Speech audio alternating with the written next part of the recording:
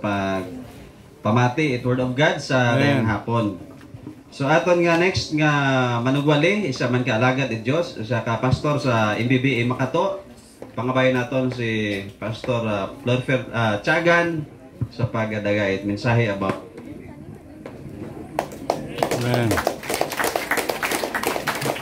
Ngayong hapon sa tanan. Amen. Tayo po ay nagpapasalamat sa ating pong Panginoon dahil sa araw na ito ay nagtagumpay po yung aming panalangin bilang mga pastor na sa isang araw kayo po ay mabahagian ng salita ng Diyos. Amen. Yan ay dahil mahal namin kayo sa Panginoon. Amen. Ayaw namin na kayo po ay mapahamak. Ayaw namin na kayo po ay malukon ni Satan ng sanlibutang ito. At kanina kung inyo pong tandaan, di ba, maulan, di ba, no? Pero yun po ay pinagpipray natin at sa biyaya ng Panginoon ay nandito po tayo ngayon. At nakakarinig po tayo ng mga 5 mensahe. Alam niyo yung mga mensaheng ating napakinggan ay talagang simula tayong naligtas ay napakinggan na po natin yon, di ba? Pero kailangang iulit po ito dahil alam ng Panginoon na hindi po natin ito isinasamuhay. So sana sa araw na ito ay maging matuto na po tayo. Amen? Matuto po tayo at atin po itong isasamuhay. Salamat po sa buhay ni Pastor Wilbert at sa MBBE Balete Congregation na for hosting this fellowship. At salamat din sa mga kapastoran, Pastor Joyce, si Pastor Jobert, Pastor Sian, Pastor Pastor Wilbert, siyempre. Ganun din yung kumpare ko, si Pastor Jude Leholes. Okay, at sana po ay nandito po tayo dahil po nais nating matuto. Amen? Amen. Wala po tayo dito para magpangaswang. Hamba ni Pastor siyan? Mga lalaki, huwag kita para magpangaswang kita or mag-uso't gwapa. Alam ninyo, pag mag-usoy kat gwapa, dali taron. Okay? Especially kung Kristiyano kang may natapos ka na at may ihambal ka na. Babae, please man, hindi ka magpaswang.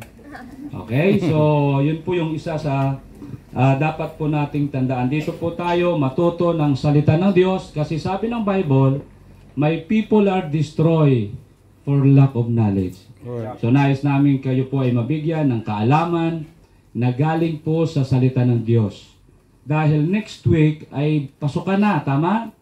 So, mga mga hilo, tama? Hindi ka mo maka-amen. Di ba? Mga alas 5. For 4 days yan. O, pag uwi namin, Sabado na, soul winning naman. Pagkalinggo, ganun din. Magkakaroon ng fellowship. Kami ni Brother Rolando, nandito siya. Fellowship po kami hanggang Brad? Alas 10:30 na. So matulog naman ako alas 12. Tapos kahapon, Lunes pala, pumunta po kami ng Iloilo. Umalis po kami mga alas 5 ng umaga. Umuwi po kami, gabi na rin. At siyempre, pag ganun po, ay talagang hilong-hilo, hindi ako makatulog ng maayos. At saka maulan, ngayon masakit yung ulo. At saka parang lagnaton. Pero by the grace of God, ako ay masaya kasi makakatayo po ako sa inyong harapan. Para ihatid ko po ang salita ng Panginoon. Okay? Pero sa tingin ko, parang kayo pa yung may sakit Mga 4 messages. Amen? Okay, so may I request to please all stand up. Yun po yung kasalanan. Kaya sabi ng Bible, for the love of money is the root of all evil. At siguro kung magiging honest po tayo, baka isa ka dyan na guilty sa kasalanan yan. Okay? Hindi ka maaasahan ng Panginoon. Binigyan ka ng 100 pesos, hindi mo maibalik ang para sa Panginoon na 10 pesos. Yun po yung delikado. Pero sa oras na ito, wala po tayong sisihan, tao lamang tayo, pero ang pinakamaganda ay ayusin po natin. Amen? Ayusin po natin ito. Sabi po sa Bible, in 1 Timothy chapter 6 verse number 7, the Bible says, for we brought nothing into this world, and it is certain we can carry nothing out. Yun po yung katunayan sa ating lahat na tayo po ay ipinanganak sa mundong ito na wala po tayong dala. Okay? Ngayon, kung tayo rin ay uuwi ng langit, at sana nga pupunta ka ng langit, are you saved? Aminin mong ikaw ay makasalanan. Pagsisihan mo ang iyong kasalanan dahil kung bakit namatay ang Panginoon, bumaba ng langit at namatay sa cross upang pagbayaran yung ating kasalanan kasi mahal ka niya. So magsisi ka at maniwala ka na si Kristo Jesus lamang ang namatay sa cross. Okay? Para magbayad sa ating kasalanan. So ang gagawin mo, paniwalaan mo yan, believe in your heart, at give Him power to become a children of God o a child of God. So ngayon, yan po yung paraan. Hindi po tayo maliligtas sa relihiyon, sa ating mabuting gawa, sa ating pong pagpenitensya. Pagpenitensya. Maligtas po tayo dahil sa Panginoong Hesus. So, kung yun yung gawin mo, mga kapatid, pupunta ka ng langit kung ikaw ay mamatay. Praise the Lord. Alam niyo kung bayaran ng pera. Okay? So, ngayon, buhay ka ngayon at ako buhay. Pero darating ang araw, mamamatay din tayo. Sa ating pong pagkapatay, sabi ng Bible, wala din tayong madadala. Okay? And then, so habang tayo namumuhay sa mundong ito, tinuruan tayo ng Panginoon Nasabi ng Bible, lay up for yourselves treasures in heaven. Amen. Doon ay walang manakaw, walang tuktok nga mag-ut-ut sa imo nga manggad. So yun po yung turo ng Diyos. So ibig sabihin, God told us to give. Amen? Kasi yun po yung ating magiging kayamanan doon sa langit. Faithful. Sino po yung steward na ito? Tayo po ito. So nais ng Panginoon na tayo po ay matagpuan, na tayo po ay faithful sa mga binibigay po sa atin. At alam ninyo mga young people, ito kung tayo po ay magiging faithful, ma-enjoy mo yung pagiging anak ng Diyos. Kung tayo po ay magiging faithful, mai-enjoy nyo po mga kapatid yung pagpapala ng Panginoon. Di ba sabi ng Bible sa John chapter 10 verse number 10? He came to give us abundant life. And not only that, sabi sa Proverbs 28 verse number 20, a faithful man shall abound with blessings. At sana nga ganun po tayo. Okay? Alam niyo yung ating pong mga mensahe ay talagang maganda. Tinuruan po tayo na mag-pray, magbasa ng Bible. Okay? Tinuruan din po tayo na magkaroon po tayo ng separation from the world. At saka sa mga maling gawain, tinuruan tayo kung paano tayo pumili ng ating magiging life partner. At kanina, ganito, di ba? Tinuruan tayo about sa standard. Pero isa din sa dapat matutunan natin ay marunong po tayo, okay, humawak sa mga pagpapala ng Panginoon na entrust po sa atin. Para sa ganon, sabi ko nga, ma-enjoy po natin yung ating buhay Kristiyano. Okay? Tayo po muna ay manalangin. Let's pray. Heavenly Father, Lord, we thank you so much for what you have done this afternoon. Thank you for answering our prayers, O God. At kami po ay nagpapasalamat na-feel po namin ang inyo pong banal na espiritu, na ibinigyan nyo po yung mga mensahedor nyo po ng kapangyarihan upang makonvict po yung aming mga maling paniniwala at maling pamumuhay. Panginoon, muli po ay gamitin ninyo ang inyong lingkod sa simpleng paraan, na maituro po sa amin na kami po ay dapat magiging good steward. Lord, kailangan ka po namin at ganoon din sa mga bagong Kristiyano. Sana po, Lord, ay matuto po sila sa katotohanan, na ang katotohanan ay masakit, pero ito po yung ikakabuti po namin. The truth will set us free. Kaya sa oras na ito, walang ibang tinataas, kundi ang aming pong Panginoon at tagapagligtas. In Christ's name we pray. Amen and amen. Okay? The meaning of steward, ito po yan. Someone who protects or it's or is responsible for money and property, etc. Yun po yung isa sa mga meaning ng steward. Ano ibig sabihin niyan? Tayo po ay pinagkatiwalaan lamang. Okay? Pinagkatiwalaan tayo ng mga bagay-bagay na kung anong mayroon ngayon sa atin. For example, ikaw ngayon ay mayroong magandang katawan. Pinagkatiwala lang yan ng Panginoon. Kaya take care your body, wag mong tatuan, wag mong lagyan ng aso yan, di ba? Dahil mananagot tayo sa Panginoon someday. Our body is the temple of the Holy Ghost. Amen. Pinagkatiwalaan tayo ng Panginoon ng pera, di ba? Kailangan, pag tayo po ay binigyan ng pera, alam natin kung anong dapat gawin. Yung Panginoon yan. Hindi dapat natin nakawin. Mga kapatid, pag tayo po ay nagnakaw sa Panginoon, ay talagang double curse yung ating makamtan. Tama? Kasi po, ang pagpanakaw ay hindi maganda in the sight of God. Sabi ng Bible, I will curse you with a curse. At minsan, pinagkatiwalaan din tayo ng Panginoon patungkol po sa pamilya. Mayroon tayong pamilya, di ba? Oh. So kailangan kung ikaw ay bata at mayroon kang mga magulang, obey your parents. Honor your parents. Amen? Kristiyano ka. Kung Kristiyano ka at unsaved pa yung parents mo, mga kapatid, darating ang araw, maliligtas yan sila. Maligtas ka, sumusunod. Yan pala yung tinuturo ng simbahan nyo. Pero sabi ko, mas dapat kong sundin yung aking tatay na sa langit eh. Amen. Mga kapatid, pinag-pray ko at ngayon po, naging member ko na si tatay. Amen. Ako na po yung nag-baptize din sa kanya. At ang saya-saya ko. Lahat kami ay nagiging baptist na. Amen. Alam mo kung bakit? Kasi sinunod ko ang Panginoon eh. Yung pamilya ko ay na-entrust lang yan ng Panginoon. Okay?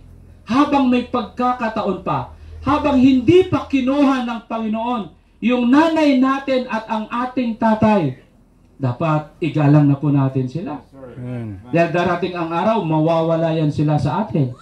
Kasi ang pag-aari, ang may pag-aari ng ating pamilya, walang iba kundi yung ating pong Panginoon.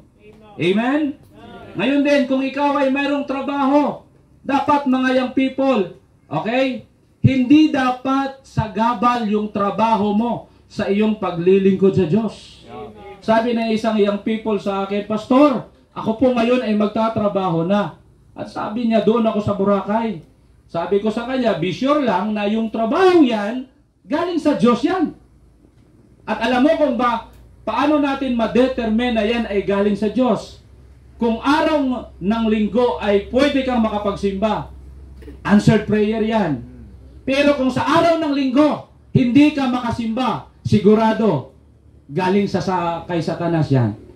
At huwag ka dapat masilaw sa sweldo, sa trabaho. Kasi, ang Panginoon yung may pag-aari ng lahat.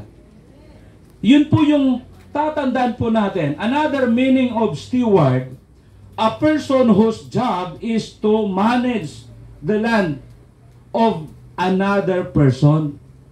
Okay? Ibig sabihin, tayo po ay nagmamanage sa mga pagpapala na ibinigay sa atin. Sa mga ini-enjoy na mga blessing natin ngayon. Kailangan mag-i-manage mo yan. Sabi ko nga kanina, kung mayroon kang magandang katawan, gamitin mo yan sa Panginoon. Magsulwining ka. Mag-follow up ka. Okay? Mag-invite ka ng bisita. Kung may pera ka, automatic yan. Kailangan kunan mo ng tithes. Kailangan bigyan mo, i-fulfill mo yung first fruits mo. Sino dito yung nagta-tithes? Okay? Wala? Ako lang? Oh, sino yung nagta-tithes? Okay. Ibig sabihin, kung mayroon kang 10 piso, ibinibigay mo sa Panginoon, 10 peso. Okay? Automatic na, binibigay mo. Sinong gumagawa niyan? Taas ng kamay, taas. Ano ka mo? Mga hilo na ka mo? Oh, taas. Ay, kiriti lang? Oh. Mga kapatid, dapat matuto tayo niyan. Okay? Sasabihin ko sa inyo, yung preaching na ito ay magiging boomerang po ito sa akin kung magaling lang ako sa salita at hindi ko ito ginagawa. Okay? Ibig sabihin, kung paano po ako magturo sa inyo ngayon at mag-challenge sa inyo, because personally, ginagawa ko ito. Nung katulad pa ako sa inyo na young people pa lang ako. Naligtas ako, 14 years old. Naglingkod po ako, na i-promise ko sa Panginoon, Lord, magsimula ngayon, ako po ay magsasamba sa inyo. Hanggang ngayon, 22 years na, wala po akong absent. Amen. Sa pagpunta sa simbahan. At sinabi ko, Panginoon, kung ako po ay magkakaroon ng pera, pag binigyan mo ako ng blessing, ibibigay ko sa iyo yung 10%. By the grace of God, ginawa ko po hanggang ngayon. Kaya, kung ano po yung makita natin sa isang Kristiyanong pinagpala, yan po ay blessing sa kanyang ginawa sa Diyos. Kaya nga, hindi dapat tayo mainggit, especially sa inyo. Nasasabihin mo, maganda yung kanyang damit, mayroon siyang ganyan. Hindi mo alam kung paano siya magsunod sa Diyos. Tayo minsan kasi gusto nating pagpapalain ng Panginoon. Samantalang yung 10% hindi natin maibigay sa Panginoon. Mga kapatid, sabi ko nga, gumawa po tayo ng mga dahilan para ang ating Panginoon ay magbibigay sa atin ng blessings. Yung ginagawa natin hindi tama. Tapos mag-i-expect ka na pagpalain ka ng Panginoon. Hindi pwede. Tama? Sasabihin mo, Panginoon, i-bless niyo po ako. Pambihira, sa pagpungko mo po ang anino, makagapamatit mayat? Can you imagine? Word of God ito, tapos natutulog ka? Gawin mo yan sa presidente.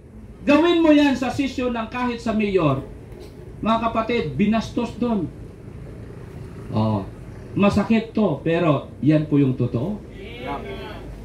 At dapat tayong matuto nito. Kung mayroon pang disiplinadong tao, tayong mga Kristiyano. Bakit? May katotohanan tayo. May Biblia tayo. May simbahan tayo. May pastor pa tayo na nagtuturo ng katotohanan.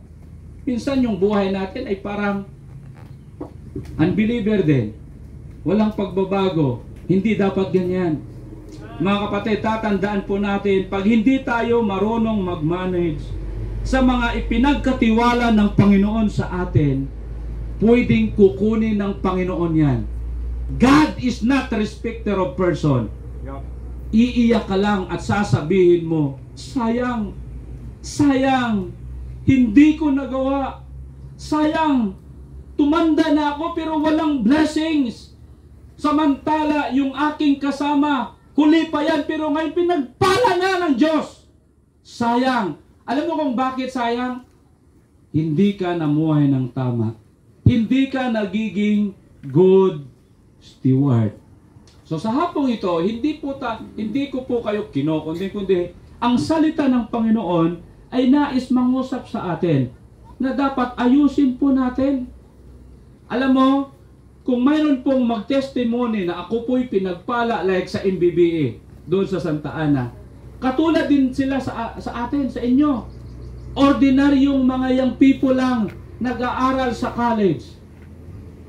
Yung kinakain ay biskwit lang, pero nag-aral, nagiging matapat sa simbahan, sinusunod ang Panginoon, especially when it comes sa giving, sa soul winning. Ngayon, mga milyonaryo na po sila.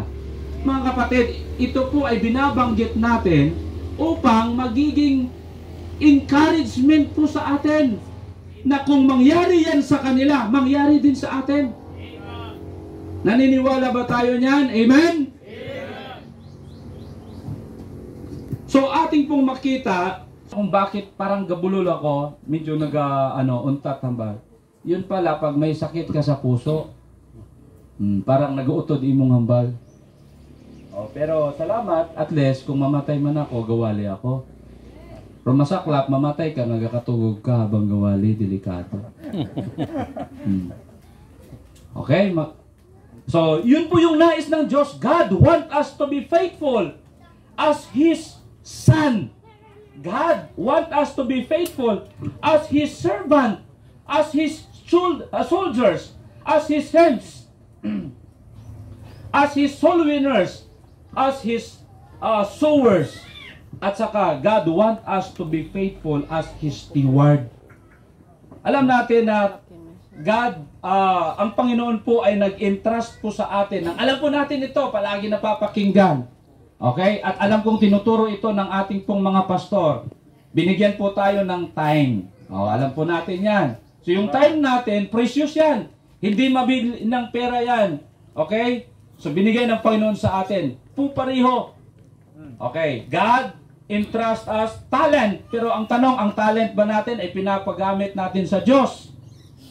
Dapat marunong tayong mag-manage dyan, ha? Pwedeng kukunin ng Panginoon. Ganon din, God entrust us temple or yung ating body, katawan. And also, God entrust us sa treasures. At sa hapong ito, dito po natin bigyan ng more emphasize about treasures. Okay? Na sinabi sa Bible, for where your treasure is, there your heart be also. Okay, so ang tanong nito, kung tayo po ay binigyan ng Panginoon ng pera, ino-honor ba natin ang Panginoon sa pamagitan ng ating pera? Iyon po yung nais na makita ng Panginoon sa atin. Kaya sabi sa Bible, honor the Lord with a substance. Okay? At saka sinabi ng Bible sa Luke chapter 6 verse 39, give and it shall be given unto you, good measure, pressed down and shaken together and running over, shall men give into your bosom. For with the same measure that ye meet withal, it shall be measured to you again. So dito po natin makikita na ini-encourage po tayo ng Panginoon na dapat po tayong magbigay. Kasi anumang ibigay natin sa Kanya, ay ibabalik ng Panginoon sobra pa eh. Hindi ka dapat matakot na gawin ito. Bakit? God is the owner of silver. Tama? He gave us power to get wealth. The earth, sabi ng Bible, and fullness thereof is mine. In Psalms chapter 24, verse number 1, best of the forest is mine. Sa Panginoon din yan. Yung mga baboy, kung may baka ka, may manok ka, anaro yung Diyos. Nagkitaw ka ton. Huwag kang matakot na magbigay sa Panginoon, mga kapatid. Everything under heaven is mine. Job chapter 41, verse number 11. Kung mga nanay, tatay, our children, sabi ng Bible, is mine. So kung mayroon po tayong mga anak, at yun ay tawagin ng Panginoon na mag full time sa ministry, maging pastor yan, ay hindi dapat natin ipagkait. Dapat ibigay natin. The river is mine. Okay? So, body is mine, sabi ng Bible, kahit po yung counsel and wisdom is from the Lord in Proverbs chapter 8, verse number 14. So, dito po'y pinapakita na dapat ibigay po natin kung yun ay hinihingi ng Panginoon. Hindi ka mawawalan. Tandaan nyo yan. Alam ninyo, marami po akong nakitang mga simbahan at marami po akong mga testimonying napapakinggan. Alam mo, kung anong mga napapakinggan ko, ganito, nung ako po ay busy sa aking oras, binigyan ko ang Panginoon ngayon, hindi po ako nawala ng oras. Pinagpapala ako. Nung ako po ay nagkaroon ng pera, binigay ko sa Panginoon, at ngayon ay pinagpala na rin ako.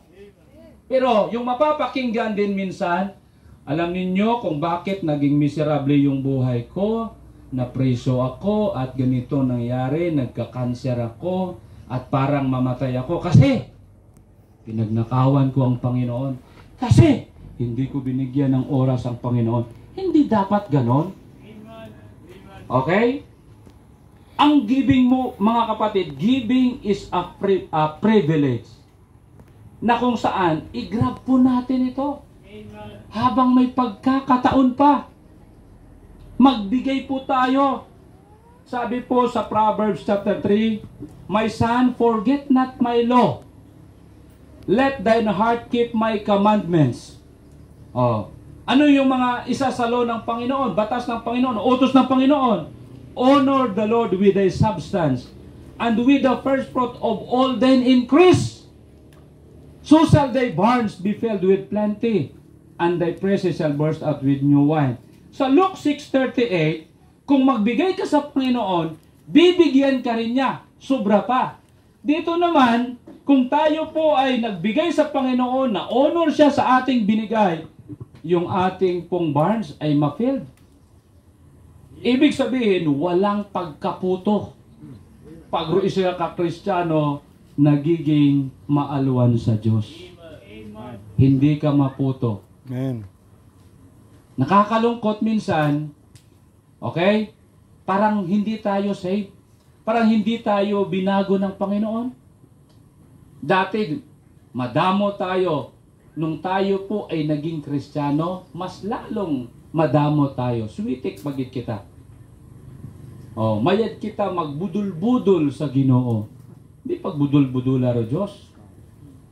Mga scammer kita. Okay lang ron, pero buko niya nit, okay nga, ginascam mo ro tao eh. How much more ro Diyos? Ay nako. Dapat mahadlukan kita. Kaya sabi ni Pablo, Paul said in Acts chapter 20 verse 35, sabi niya, I have shown you all things, how that so laboring ye ought to support the weak, and to remember the words of the Lord. Jesus said, it is better to give than to receive. So dito po'y makita natin, magbigay, dapat tayo. Huwag matakot. Pwede bang yan na yung magiging buhay natin? Amen? Kung tayo po ay nag-aaral, binigyan po tayo ng pamasahe, allowance, si nanay, ni tatay, kukunan ko ito ng 10%. Isigurado ko ra dahil ibalik ko ra sa Diyos. At mayroon po akong first fruits, so kailangan kukunan ko rin to. Mayroon po akong commitment sa mission, kukunan ko to. Ibigay ko sa Panginoon. Sana ganun yung maging buhay natin. Pwede ba yan? Amen? Alam mo, kung gagawin mo yan, darating ang araw, tayo po ay mag-aani sa ating pong ginagawa ngayon. Huwag mong hintayin na maging giver ka, ikaw ay mayroong trabaho na. Wala. Habang ikaw ay wala pang trabaho, habang nag-aaral ka, magsimula ka ng magtanim. Amen? Alam mo, kung mayroon kang itinanim, may aanihin ka. Pero kung wala kang itinanim, wala kang aanihin. Alam natin yan, especially dito sa Balite. Tama? At ngayon din, kung mayroon kang itinanim, pero isang kamatis lang, kakaunti yung ani. Pero kung yung itinanim mong kamatis ay isang hektarya, ang dami din kamatis na maaani. Tama? So dapat ganun din tayo sa Diyos. Para pagpapalain tayo ng Panginoon. Pagkatapos mo na mag-aral, pambihira, yung trabaho hindi po mailap sa'yo. Bakit? Kasi pangako ng Panginoon, pagpapalain ka niya. Gawin na natin yan. 2024 na ngayon. Tama? Sa 2025, girahon yun kita China. Gusto nyo? Amen? May lang wag ito, okay? So, magdugaan kita bagay ito, no? It opportunidad. Grab the opportunities. Oh. At saka, naging giver din. Siya po ay talagang teacher na walang utang. Amen. Oh, can you imagine, teacher siya, pero nakabili siya ng mga kalupaan, mga kagugtaan. Aman, daywang puna eh. Oh. Ngayon, paubray mo, ito ng bagay ng second story.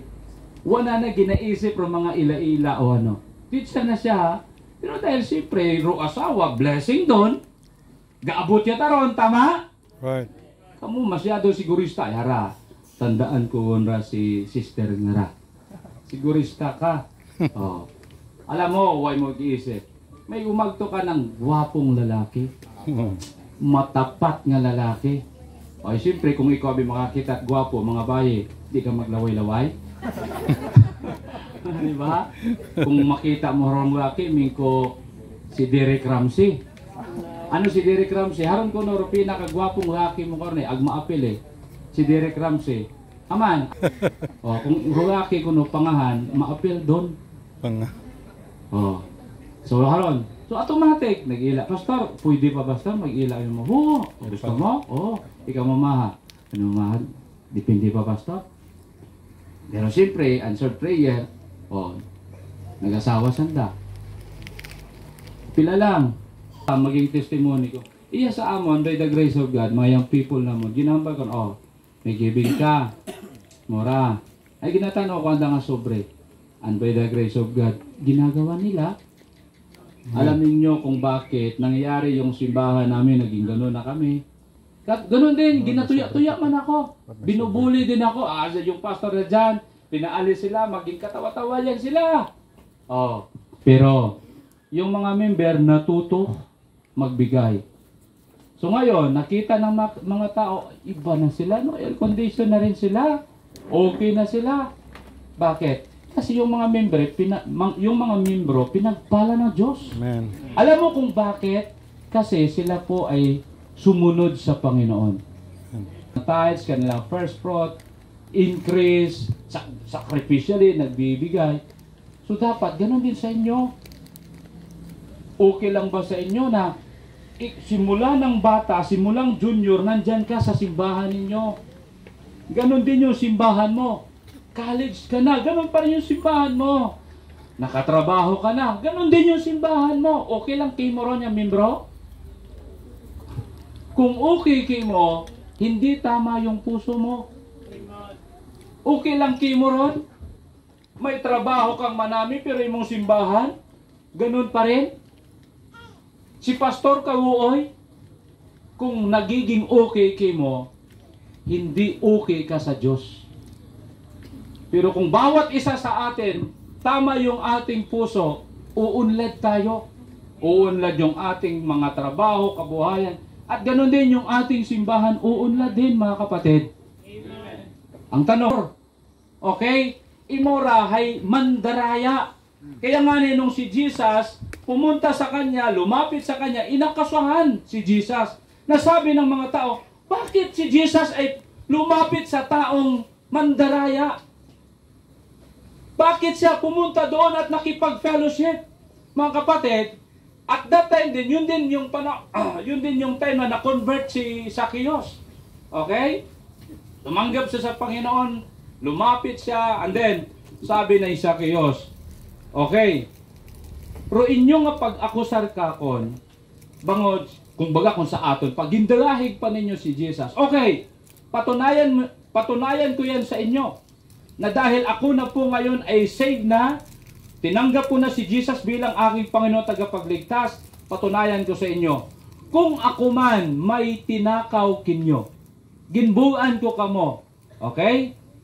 Hararo akong mahambal. Kung sino man ro akong gintakawan kinyo, balikan ko. Okay? Foretold, ibigay ko. Because giving is a proof of conversion. Amen. Pruwiba ito na ikaw ay ligtas. Alam mo, mayroon pong story sa Bible na mayroong hindi nagbigay si Judas. Kayo ba'y naniniwala na si Judas hindi saved? Amen? Okay. Wala, puro lahat, kala nila saved si Jesus eh. Judas. Naniniwala ba kayo na si Judas ay hindi saved? Yes. Okay, hindi siya saved. Oh. Kaya dahil si Judas hindi saved, anong makita natin sa buhay ni Judas? Hindi siya natutong magbigay.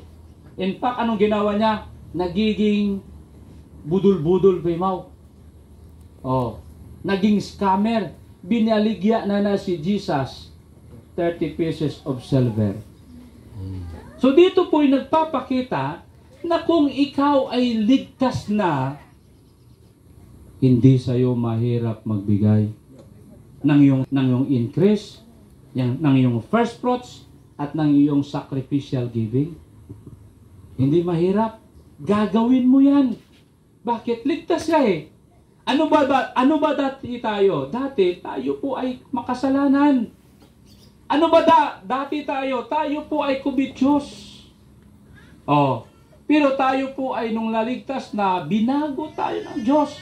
If any man be in Christ, he is a new creation. All things are passed away, and behold, all things are become new. Are you saved? Amen. That of our charity. Pruwiba po na mahal natin ang Diyos, okay, tayo po ay nagbibigay. Mahal ng Panginoon ang Diyos kaysa sa kanyang kaisa-isang anak na si Isaac.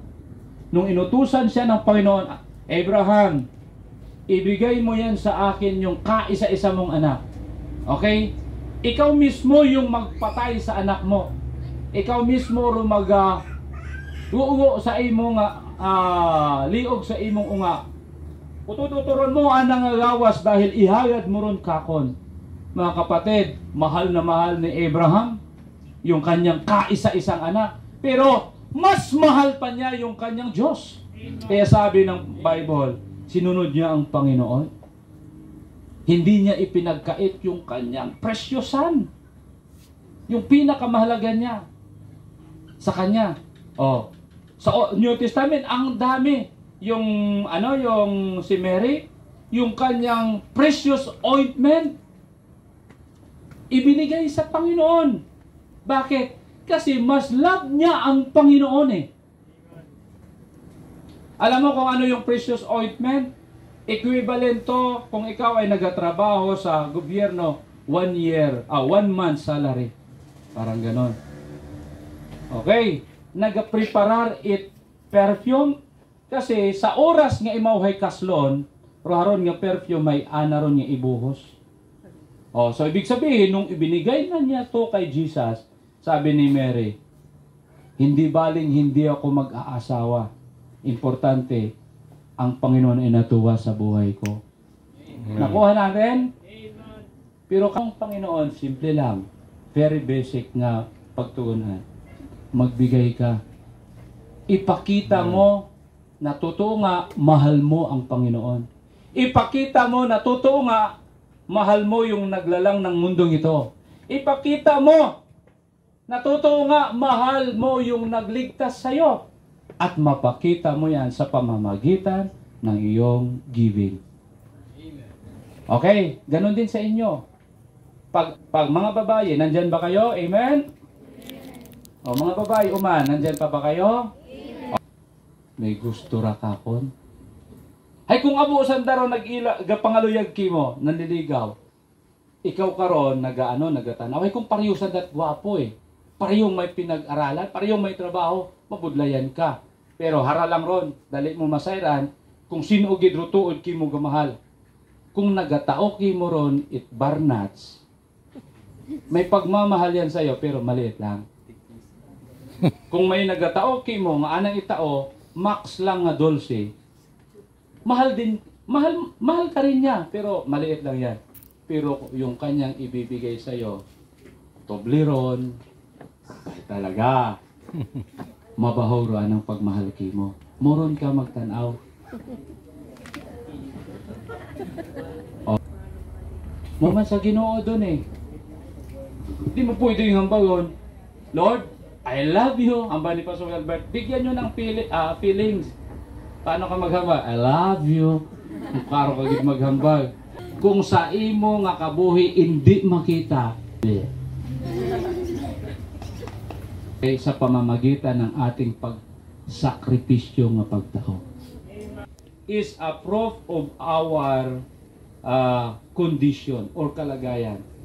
Reward. Honor the Lord as a steward. As His steward. Honor Him. Kahit ikaw ay nandyan sa hindi magandang kondisyon ng buhay natin. Katulad po sa Macedonian Church. In 2 Corinthians chapter 8 verse number 1 up to 9. Doon po natin makikita na sabi ng Bible, they are in the poverty, they have great trials and affliction, di ba? But sa puso nila, okay? Mahal na mahal nila ang Panginoon. Kaya nga sabi ng Bible, hindi nila nakita yung kanilang kalagayan na sila ay nandyan sa deep poverty, sa great affliction, kundi yung nakita nila ay ang Panginoon deserve ng kanilang pagmamahal sa ating mga pastor. Sa amin, sabi ko, 25 pesos raw entrance fee, tapos may panggasolina, walang libre. Kasi kung libre mo, baka imot mo, haraan ang ginaano, tapos ginatanaw pa na ito. Si pastor, bago naman ng sapatos. Ay, dapat bago natin doon tanaw natin itong mga sarili. Pero another topic naman yan about pastor. Yun lang, dapat magbago kita.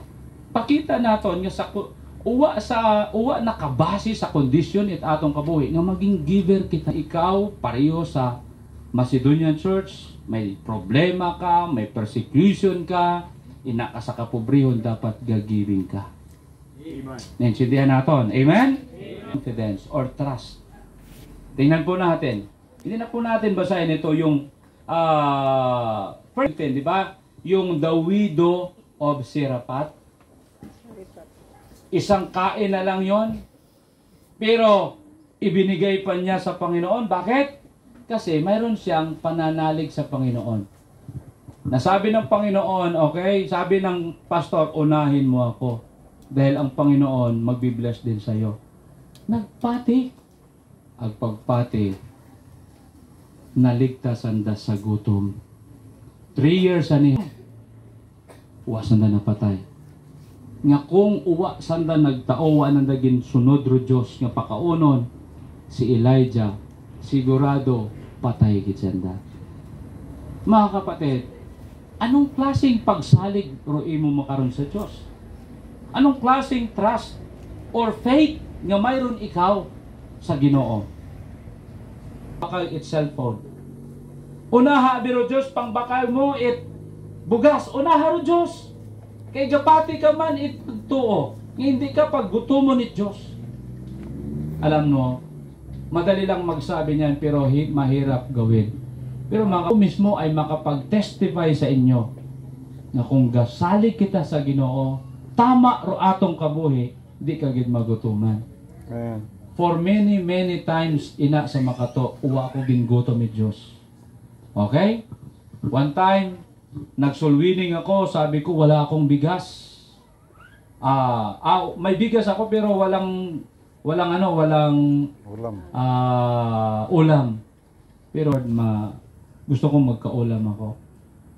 Sabi mo, pagtapos ko sulwining, alas 11:30 na. Uli ako, pag uli ko, may alimango sa dagan. Bahog nga alimango. Pero sino nakakita? Kaibahan ko, yung people, si Jan. Sabi ko, si Jan pa nakakita. Pastor, may alimango. Wow, pang ulam na yan. Hey, paborito ko ro alimango. Ba naman di ako kita dyan? Sin, banda. Harun, pastor mo? Hindi ko gid makita. Aba ni, pag mukara ko, hambang italimango ka kon. Gibayag ako ng alimango. Binuo ni Jan. Giniyaha ako. Pambihira. Busog. Grabe. Hambang ni pastor ka akong dati. Kung mag full time ka sa ministry, nasa Makato, maganiwang ka.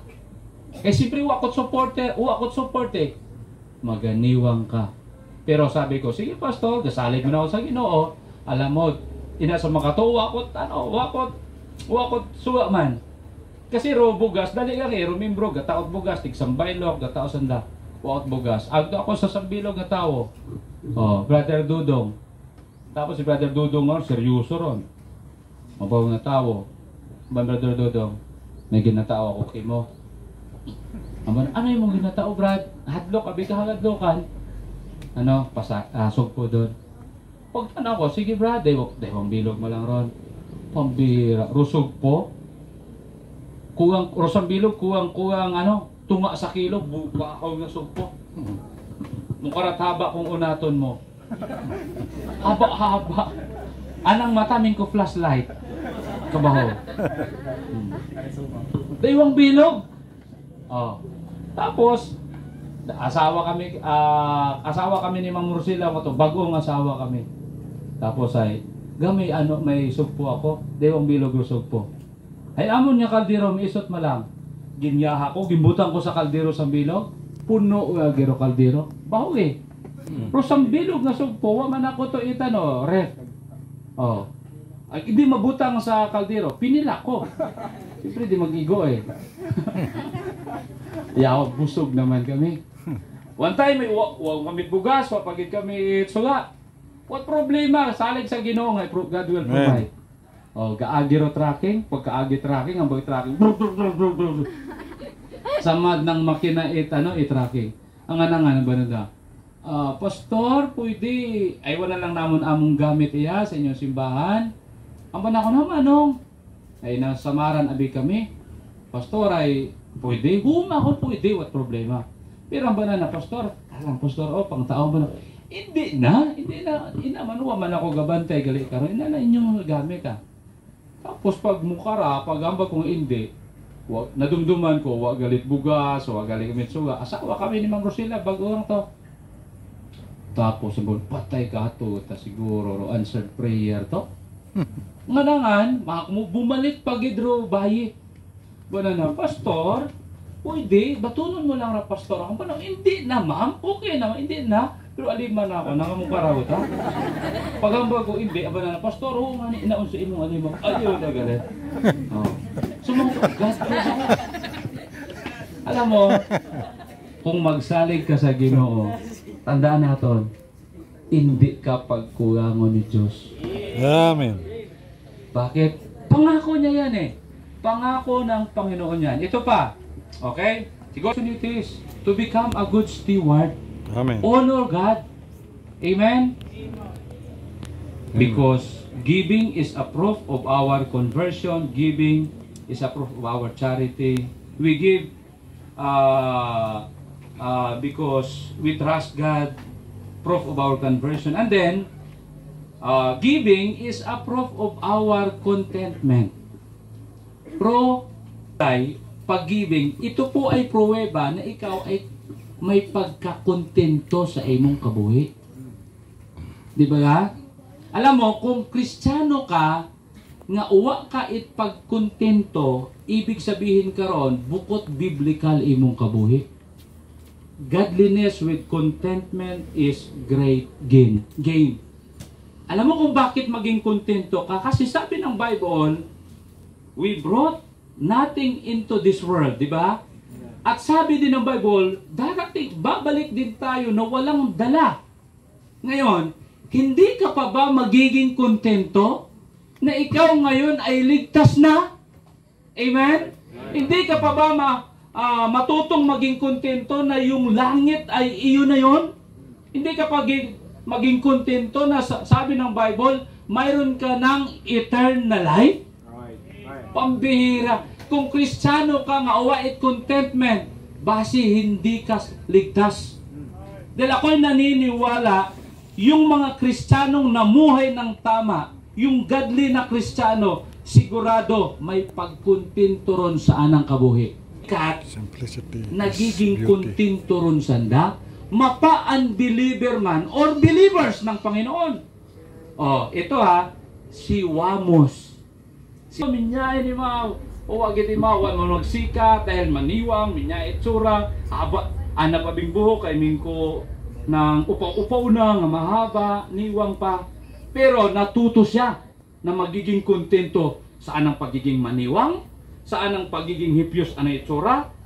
Ana na ginobra dahil kontento mo nagpanamok namok karay mo ito katoy mo nagsikat aman natutong magiging kontento. Amen? Si Alan Kay. Si Alan Kay, ginabansagaron imo nga Ilungan. Kamag-anak kami karon kaya ilong na ako na may pareho ka na. So, nahuya si Alan Kay nga, mabahoy ta ng ilong. Pero naging kontento. Roan ng ilong, haron roan ng ging kapital para sumikat ag sumikat, timaw. Si Vice Ganda, okay? Para sumikat, nagiging kontento imaw nga imaw ming kuhayop. Aman, ay siyempre ng kabayo di ba? Si kabayo imaw taw ron anang kumpel ag sumikat imaw. Contentment is great gain. Kung matutong maging kontento, sigurado magastos ka. Kontento, sigurado gid, hindi ka ka-fulfill sa imong mga commitment sa Diyos. Tithes pa lang, hindi mo matao man. Binakal mo it ay bro. Oh. Ginpa straight mo imong buhok. Nung na straight na imong buhok, ginpakulot mo man. Mauron ka, magastos ka. So paano mo pa matao imong tithes? Okay? Paano mo pa ma-fulfill imong mga commitment sa mission? Wala. Pero tandaan mo, kung mauron kang klaseng Kristiyano, sabi ng Bible, hindi kita mapagkatiwalaan. At dahil hindi kita mapagkatiwalaan, magnganga ka lang. Mauron ka. Hasta makarang unga. Hasta ka mag-inapo. Hasta ka mag-asawa. Ganun ka lang. Pero kung ako kay mo, hindi ka dapat magpasugod karon. At saka yung giving nila, 4,000 lang, nahihiyayan sila magsuot. Okay?